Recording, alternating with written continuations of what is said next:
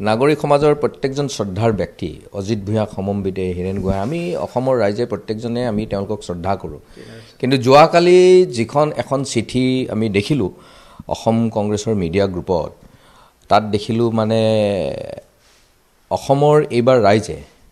ভোটদান কৰি গৌৰৱ গগৈক আমাৰ জয় কৰি লৈ গৈছে বিপুল ভোটত জয় কৰি লৈ গৈছে আমি গৌৰৱ গগৈক লৈ পেলাই গৌৰৱ কৰোঁ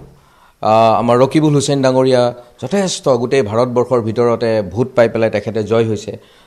আমি গৌৰৱ অনুভৱ কৰোঁ প্ৰদ্যুৎ বৰদলৈ ডাঙৰীয়াক লৈ আমি গৌৰৱ অনুভৱ কৰোঁ তাৰ লগতে তেওঁলোকে আমি যোৱাকালি এখন চিঠিত দেখিলোঁ এইসকল ব্যক্তিৰ লগত আৰু বা মানে বীৰৰ দৰে যুঁজা বুলি পেলাই এখন চিঠি ইছ্যু কৰিছে বীৰৰ দৰে যুঁজা মীৰা বৰঠাকুৰ নিশ্চয়কৈ বীৰৰ দৰে মীৰা বৰঠাকুৰে বিজেপিৰ বিৰুদ্ধে এই সংবিধান ৰক্ষা কৰাৰ যুঁজত হাফিজ ৰছিদ চৌধুৰী চাহাব তেখেতেও বীৰৰ দৰে যুঁজিছে ঠিক ধৰণে লুৰিণজ্যোতি গগৈয়ে যুঁজিছে কিন্তু এই তেওঁলোকৰ লগত সম্বৰ্ধনা দিবৰ কাৰণে আমাৰ তিনিজন কংগ্ৰেছ দলৰ পৰা মাতিছে অজিত ভূঞা ডাঙৰীয়াই কিন্তু লগতে বৰপেটা লোকসভা সমষ্টিৰ পৰা দীপ বয়নে কংগ্ৰেছ দলৰ হৈ প্ৰাৰ্থী হৈ পেলাই যুঁজ দিছিলে ইয়াতে আমি লুৰিণজ্যোতি গগৈ আৰু মীৰা বৰঠাকুৰতকৈ আমাৰ ভোটৰ যিটো ব্যৱধান সেই ব্যৱধানটো বৰপেটা লোকসভাত কম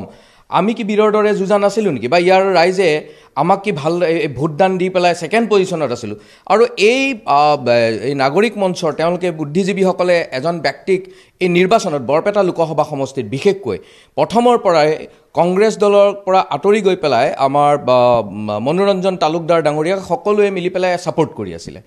সেই বীৰজনে তেওঁলোকে সজা বীৰজনে আজিৰ সময়ত এই যুদ্ধখনত তেওঁলোকৰ এই বীৰজনে কিমান ভোট পালে ছিকিউৰিটি ফৰফিট হ'ল এফালে তেওঁলোকে সংবিধান ৰক্ষা কৰাৰ যুঁজৰ কথা কয় আৰু আনফালে সংবিধান ৰক্ষা কৰাৰ যুঁজত কংগ্ৰেছ দলে এই ইয়াতে বৰপেটা লোকসভাত যিটো যুঁজ দিছিলে মই তাৰে কেণ্ডিডেট হৈ পেলাই যুঁজিছিলোঁ গোটেই নিৰ্বাচনটোত তেওঁলোকে কংগ্ৰেছ দলটোক ব্যতিব্যস্ত কৰি পেলাই ৰাইজক এটা বিভ্ৰান্তিৰ মুখ দিশলৈ লৈ যোৱাত অনবৰতে চেষ্টা কৰিলে একেবাৰে ভোটদানৰ শেষৰ আগদিনটোলৈকে